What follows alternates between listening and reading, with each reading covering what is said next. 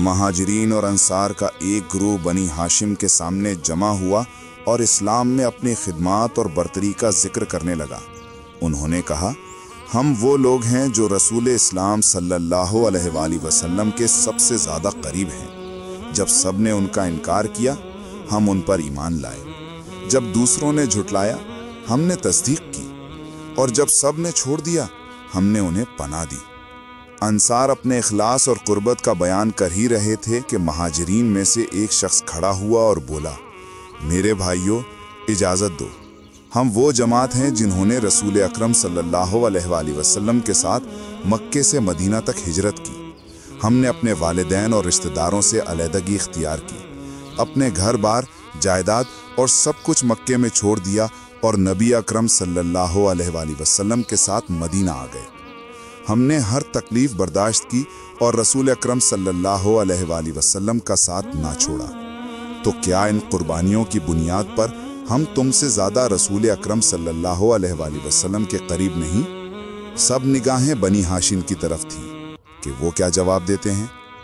بنی ہاشم میں سے ایک شخص کھڑا ہوا اور کہا، ہم بھی انہی کاموں میں شریک تھے جن کا تم نے ذکر کیا، مگر ہمارا امتیاز یہ ہے کہ ہم رسول اکرم صلی اللہ علیہ وآلہ وسلم کے خاندان سے تعلق رکھتے ہیں۔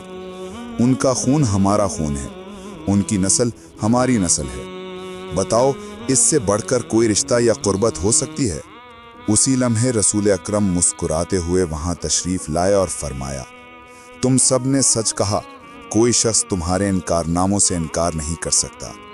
اے انصار، تم سب میرے بھائی اور میرے مددگار ہو۔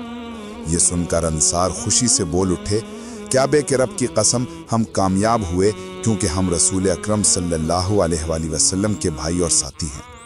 پھر رسول اکرم نے مہاجرین کی طرف رخ کیا اور فرمایا، اے مہاجرین، میں بھی تمہاری طرح ایک مہاجر ہوں۔ یہ سن کر ایک مہاجر بلند آواز میں کہنے لگا، کعبے کے رب کی قسم، تمام خیر اور برکت ہمارے حصے میں آئی کیونکہ رسول اکرم صلی اللہ علیہ وآلہ وسلم ہم میں سے ہیں۔ اس کے بعد رسول اکرم نے بنی ہاشم سے فرمایا، اے بنی ہاشم، میں تم سے ہوں اور تم مجھ سے ہو۔ یہ سن کر بنی ہاشم میں سے ایک شخص نے پرعزم لہجے میں کہا، اے بنی ہاشم، قیامت تک اس بات پر فخر کرنا کہ کوئی تمہارے درجے تک نہیں پہنچ سکا۔ جب سب لوگ خوش اور رسول اکرم صلی اللہ علیہ وآلہ وسلم کے ساتھ تھے تو رسول اکرم صلی اللہ علیہ وآلہ وسلم نے فرمایا، یاد رکھو، اللہ کے نزدیک سب سے افضل وہ ہے جو سب سے زیادہ پرہیزگار ہے۔